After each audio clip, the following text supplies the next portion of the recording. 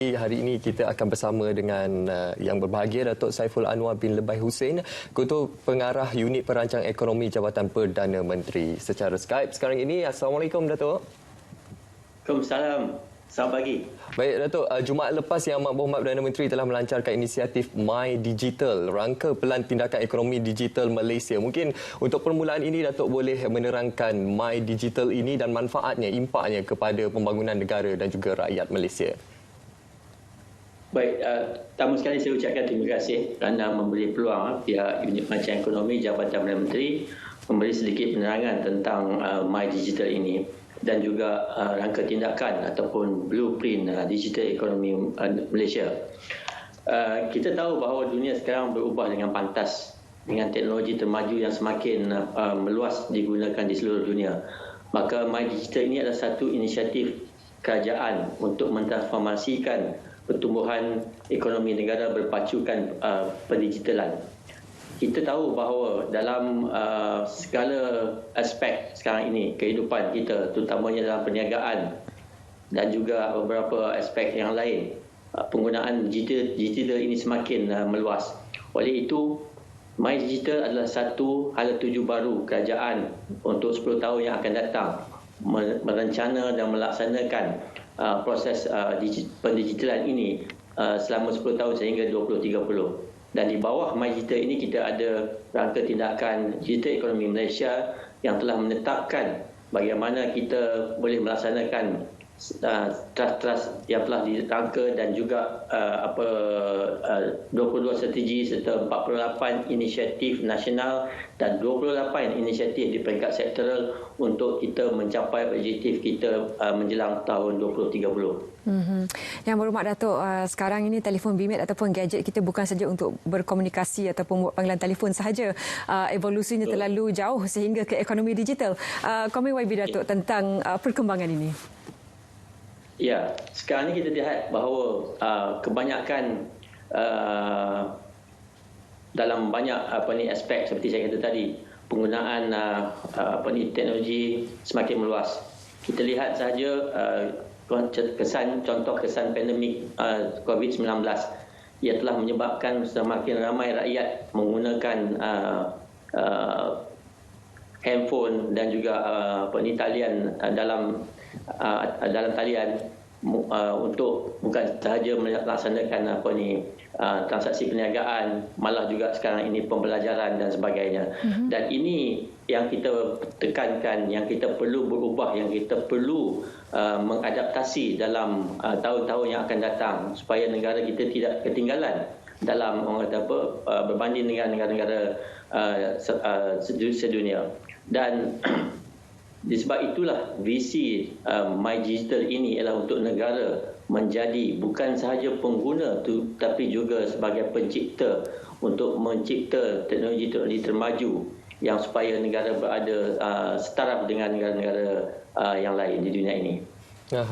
Datuk, kita sedia maklum bahawa melalui My Digital ini Malaysia mempunyai visi untuk menjadi peneraju ekonomi digital di rantau ini, dan juga antara persoalan yang sering kali dibangkitkan adalah berkaitan dengan jurang digital di antara bandar dan juga luar bandar, Datuk. Mungkin kita lihat di bandar masyarakatnya lebih selik digital. Ia berbeza dengan masyarakat di luar bandar yang literasi digitalnya agak kurang. Bagaimana kerajaan menangani isu ini, Datuk? Ya, kalau kita lihat kepada objektif, salah satu objektif blueprint digital ekonomi ini adalah memanfaatkan semua ekosistem yang bersepadu, termasuklah juga jurang di antara bandar dan luar bandar. Kita tahu bahawa di dalam bandar ini mungkin dari segi infrastruktur dia mungkin lebih baik daripada luar bandar, dan juga dari segi coverage internet itu juga lebih baik. Namun mulai sekarang pun kita dah dapat lihat bahawa di luar bandar juga terdapat keperluan telah mula ada permintaan daripada rakyat, terutamanya untuk melaksanakan macam saya kata tadi, perniagaan secara online supaya pasaran lebih besar dan juga pembelajaran secara online.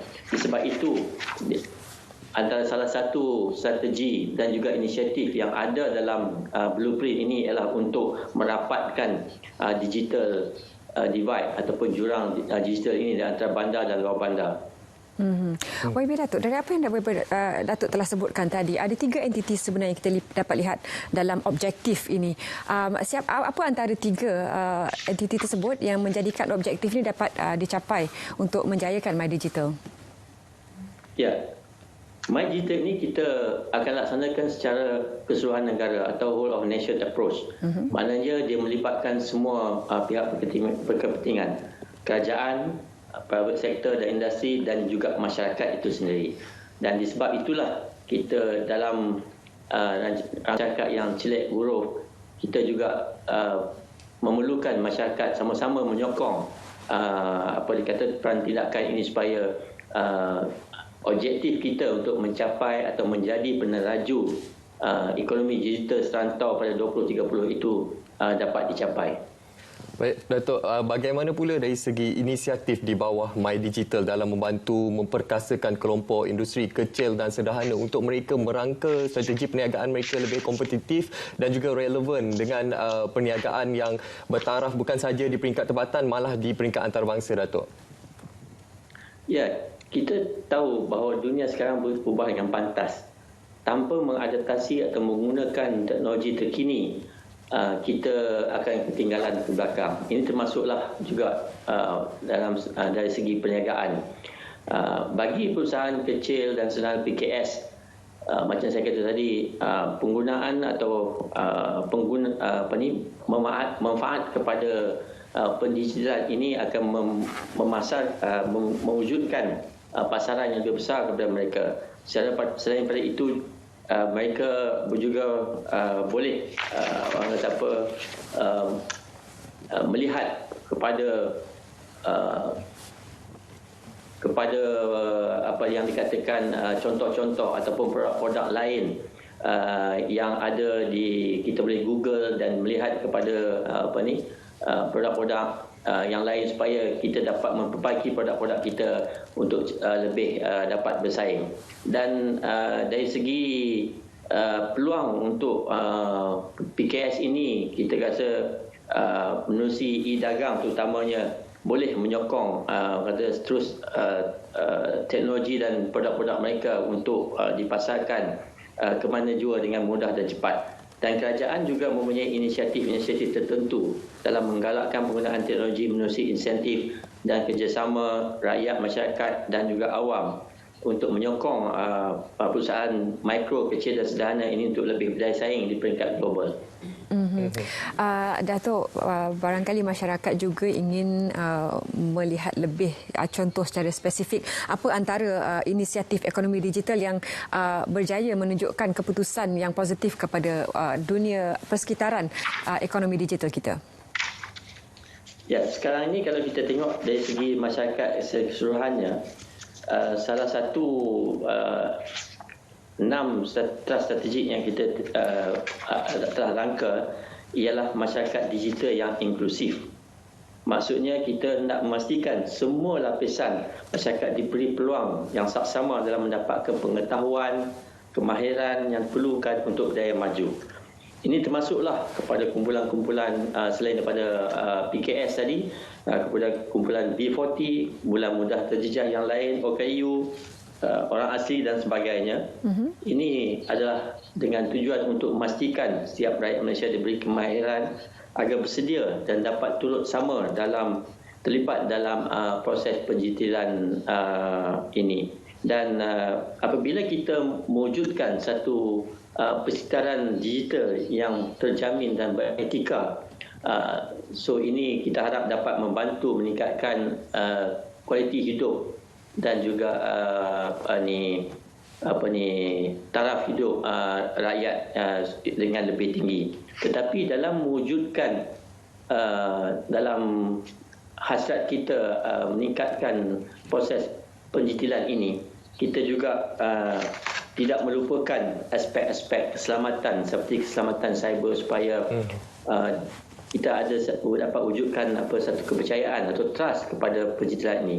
Selain pada keselamatan, aspek-aspek perlindungan data, kerahsiaan, termasuk etika penggunaan ekonomi digital ini juga akan merupakan aspek penting dalam menangani kebimbangan masyarakat dalam menggunakan pakai teknologi digital pada hari ini. Jadi kerajaan akan memastikan bahawa perkara ini diberi penekanan yang saksama dalam memastikan dunia digital ini adalah selamat dan aman untuk bukan saja negara, malah masyarakat juga. Baik, Datuk, kita lihat My Digital ini dijangka akan membuka lebih kurang 500,000 peluang pekerjaan kepada rakyat Malaysia. Ianya akan memberi manfaat kepada lepasan graduan, kelompok gig ekonomi dan sebagainya. Bagaimana Datuk melihat ianya membantu untuk memperkayakan peluang pekerjaan di luar sana dalam membantu kita mendepani cabaran pasca COVID-19 kelak?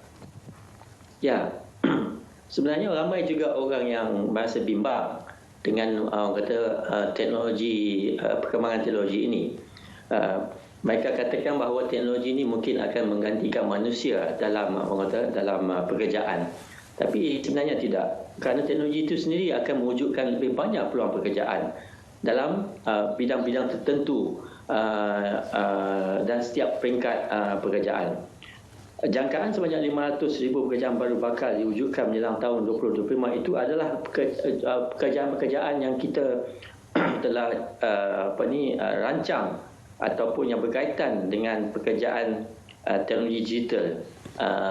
Yang ini kita kata sekarang ini kita tengok salah satu yang telah jelas ialah pekerja gig.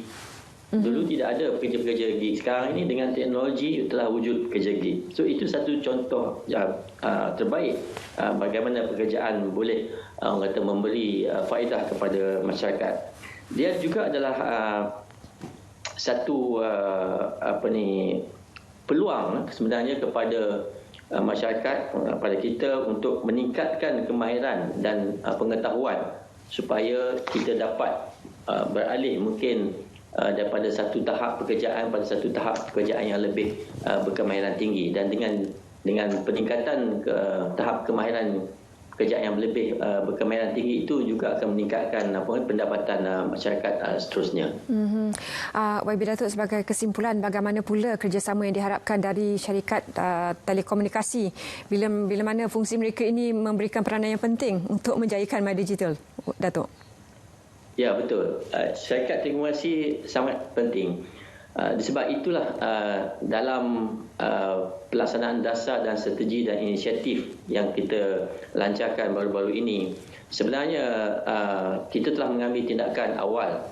Kalau kita lihat pada tahun 2019 dan 2020, kerajaan telah pun melancarkan jendela, iaitu program-program tertentu dan juga inisiatif tertentu untuk kita laksanakan dengan segera. Ini termasuklah meningkatkan peranan pengendali telco kita tadi ni, termasuklah dalam peranan mereka dalam membantu kerajaan melaksanakan peningkatan 5G yang kita akan mulakan pada tahun ini dan sehingga tahun 2030 untuk kita meliputi keseluruhan kawasan berpenduduk di negara ini. Baik, mungkin ada sedikit kesimpulan daripada Datuk sendiri untuk kita memberi pencerahan dan juga mewar-warkan kepada masyarakat berkenaan My Digital ini. Ya, saya nak sentuh cuma satu, iaitu dari segi tadbir urus. Sebenarnya kita telah bersedia, kerajaan telah bersedia dengan selain daripada melancarkan rangka tindakan ataupun blueprint ekonomi digital ini, kita telah bersedia dari segi tadbir urusnya ataupun governance-nya. Kita ada majlis digital ekonomi dan 4 IR negara yang dipengerusikan oleh Yang Amat Berhormat Perdana Menteri. Kita ada jawatankuasa teknikal di bawahnya yang dipengerusikan oleh Yang Berhormat Datuk Seri Mustafa Mohamed, dan di bawahnya ada jawatankuasa yang dipanggil kluster, 6 jawatankuasa kluster yang dipengerusikan oleh kementerian atau menteri kementerian-kementerian yang berkaitan, dan di bawahnya ada kumpulan jawatankuasa keperluan kerja. Dari segi pelaksanaan rangka tindakan itu, setiap majlis tindakan kluster ini dan juga jawatankuasa kerja ini mempunyai peranan masing-masing, dan kita akan memulakan mesyuarat di berbagai peringkat ini mulai pada minggu hadapan Dan insya-Allah pada bulan Mac nanti Majlis Digital Ekonomi dan Peraayaan Negara akan yang kedua akan dilangsungkan untuk menyusul tindakan-tindakan yang perlu kita laksanakan di bawah rangka tindakan ekonomi digital negara ini, dan kita sebenarnya telah bersedia untuk melaksanakan perkara ini. Baik, terima kasih Yang Berhormat Datuk kerana sudi meluangkan masa bersama kami untuk memberikan lebih penjelasan kepada warga